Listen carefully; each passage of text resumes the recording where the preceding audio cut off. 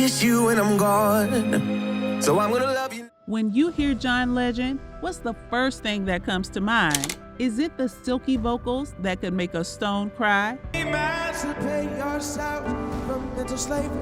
Or maybe it's his picture-perfect fam with Chrissy Teigen and their 4 adorable babies. Now, full disclosure, I used to just think of him as the all of me guy. Or, you know, that really chill coach on The Voice with a thing for the suits and soulful side-eye. Oh, and wasn't he Kanye's golden boy at some point? Yeah, that too.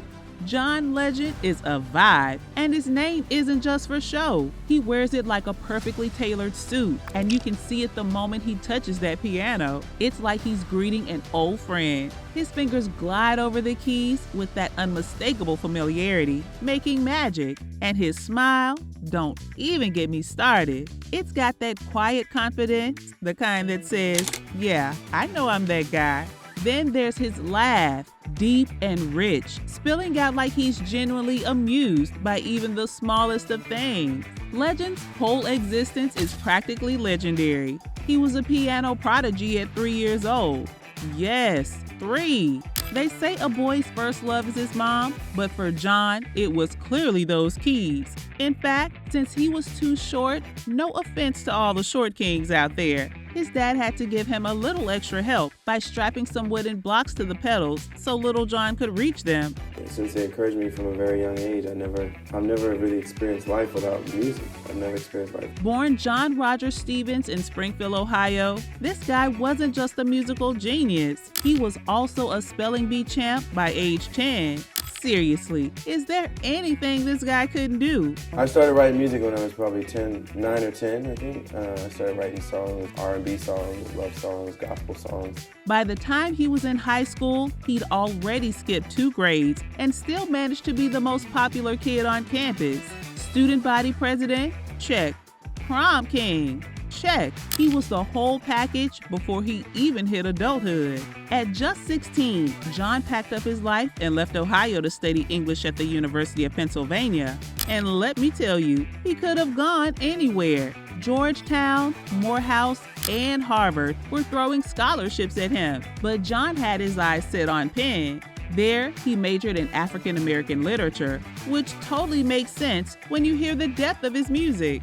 While at Penn, John was the president of the university's a cappella group. Of course he was. And that's where he crossed paths with Lauryn Hill. Through a mutual connection, Lauryn asked him to play the piano on her hit Everything Is Everything from the Miseducation of Lauryn Hill. Talk about a major flex, right?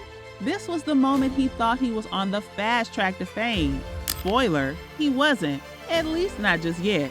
At first, the road to stardom was a lot bumpier than expected. Legend kicked things off as a wedding singer in the 1990s, learning the ins and outs of the music industry one I do at a time. And honestly, if I had known back then, I would have just gotten married at 12 and booked him on the spot. Imagine being able to say, yeah, John Legend performed at my wedding. Who gonna check me? Exactly. He also hit up New York nightclubs to perform, grinding for years. And when things weren't panning out on stage, he put on his thinking cap and became a consultant for the Boston Consulting Group. Now, let's talk about that name, John Legend. Sounds a little bold, right? Like imagine being a brand new artist and saying, yeah, just call me Legend. Woo, the audacity. But make it poetic. So here's the backstory. One of John's friends once told him, dude, your sound is giving old school soul, real legendary stuff. And boom, Legend stuck.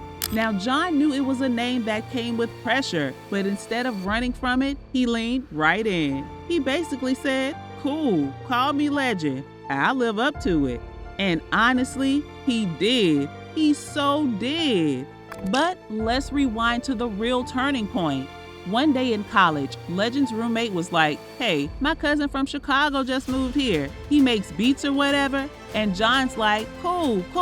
Plot twist, the cousin was Kanye West. Yeah, pre-billion-dollar brand, pre-controversy, pre-Taylor Swift VMAs moment Kanye was just a hungry producer trying to make it out of Newark. It was 2001. Kanye had just started getting buzz for working on Jay-Z's The Blueprint, and John pulled up to his apartment like, So let's make music. From that point on, it was hit after hit in the lab. Together, they cooked up Let's Get Lifted, All Right, and Used to Love You. At this point, the musical chemistry was undeniable. Kanye believed in him so much that he basically built his entire good music label around John Legend to launch his debut album. We made a lot of great music together, and we came up together. And in 2005, Get Lifted dropped.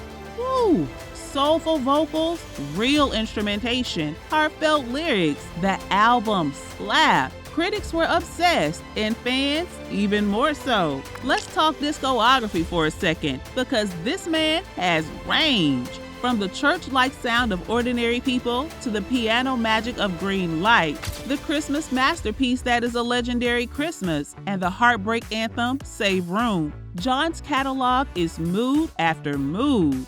Evolver gave us the upbeat futuristic edge, Love in the Future gave us wedding vibes galore, and Bigger Love came through with a pandemic-era dose of hope. Oh, and about Ordinary People? Yeah. Ordinary people.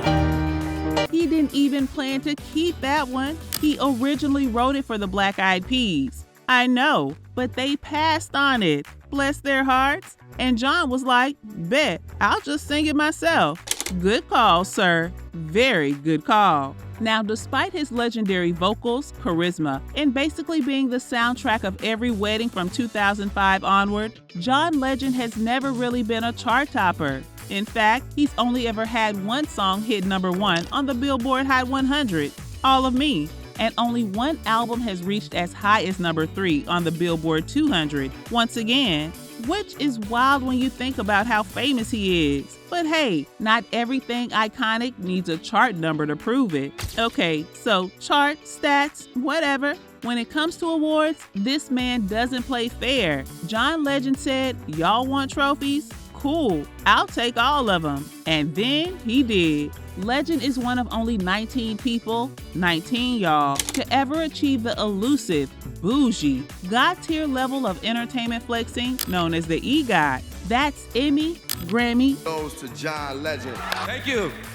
Oscar, Thank you. and Tony. And not just that, he was the youngest person to do it at the time and the first black man to ever pull it off. His Emmy came when he produced the 2018 NBC special Jesus Christ Superstar Live in concert. His Tony was from co-producing the Broadway revival of Jitney. And that Oscar? Oh, just a casual win for co-writing Glory, the goosebump-inducing anthem from the film Selma. Oh, glory. Glory. And the Grammys? We lost count at 12 because at this point, it feels like they're just handing him one every time he sneezes musically. His awards are so overwhelming. They have their own Wikipedia page. And no, that's not a joke. And just when you think he's maxed out his legend status, boom, People magazine pops up in 2019 like, hey, congrats, you're the sexiest man alive. We're still not over it. But you know who definitely had zero objections? Chrissy Teigen. Their love story honestly deserves its own Netflix miniseries. It all started in 2007 when Chrissy starred as his love interest in the Stereo music video. Chemistry that day, and then we started dating not long after that, and here we are. They hit it off immediately and went from fake flirting on camera to real life love off screen. But their road to forever wasn't all smooth jazz and rose petals. Early in the relationship, John, stressed and tired while touring, told Chrissy he thought he'd be happier single. And Chrissy, with the kind of casual power that can only come from knowing your man is down bad for you, just replied, no. And just like that, the breakup lasted about 30 minutes, tops. Fast forward to Christmas 2011, they're in the Maldives. He proposes. Romantic, right?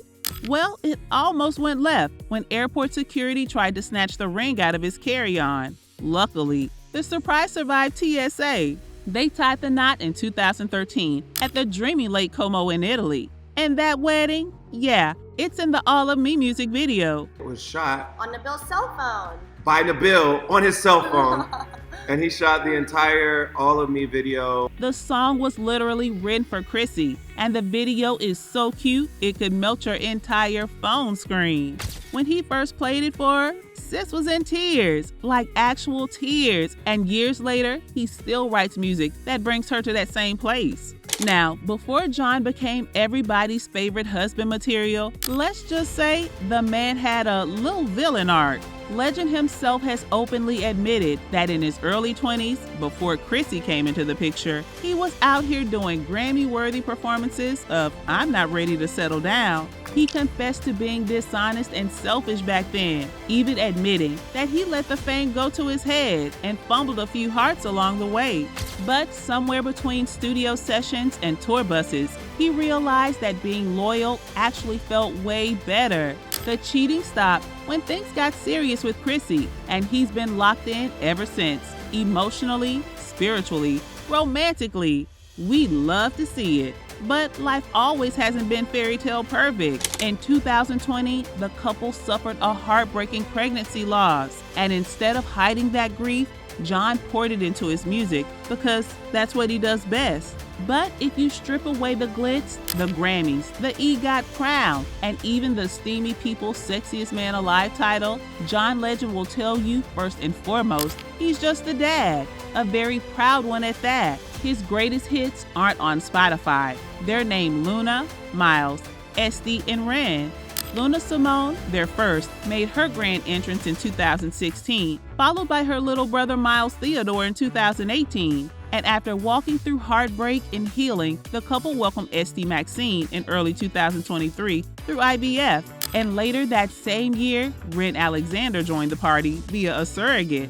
It's a house full over at the Legend Teigen residence. And you can bet every mealtime sounds like a mini a cappella concert featuring mashed peas and squeaky toys. But while he's rocking lullabies at home, John's also not afraid to make noise on a national scale. He's been political for a long time, and not in the tweet and go kind of way. And using my voice as an artist to raise issues that I think are important. Back in 2008, while the world was holding its breath and chanting "Yes, we can," John Legend threw his full support behind Barack Obama, even performing at his inauguration like it was just another Tuesday.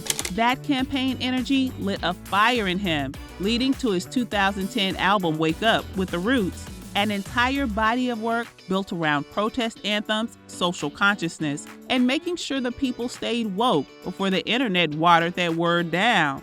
And because Legend never shies away from speaking the truth, he and Chrissy haven't exactly been shy about ruffling a few feathers, especially the orange ones. Donald Trump is kind of uniquely terrible. Donald Trump, clearly bothered and bored, once took to social media to call them the boring musician and his filthy mouth wife. Honestly, it was probably the best accidental compliment he could have given. John didn't blink. And while some celebs talk about making a difference, the 46-year-old makes moves with his $80 million net worth. He founded the nonprofit Free America, a bold initiative dedicated to criminal justice reform and tearing down the broken prison industrial complex in the U.S. But he didn't stop there. Whether it's speaking up about food insecurity or fiercely opposing the reversal of Roe v. Wade, he stays deep in the trenches, tweeting, showing up, donating, and putting in the real work. Another powerhouse in his philanthropy playlist is the Show Me campaign, where he's out here doing the work to uplift teachers, reimagine education, and put a stop to the school-to-prison pipeline that's been swallowing too many futures for far too long. Not only care about teacher quality, not only care about testing and all those things, but they care about the emotional well-being and the health. With partnerships through Harlem Village Academies, Teach for America, and a whole crew of other changemakers, Legend's mission is clear: equity, justice, and opportunity for the people who've been left behind the longest. So, yeah, John Legend sings, but he also fights, loves, parents, and gives. You can't believe you found somebody new. And somehow, he manages to do it all in a three-piece suit without breaking a sweat.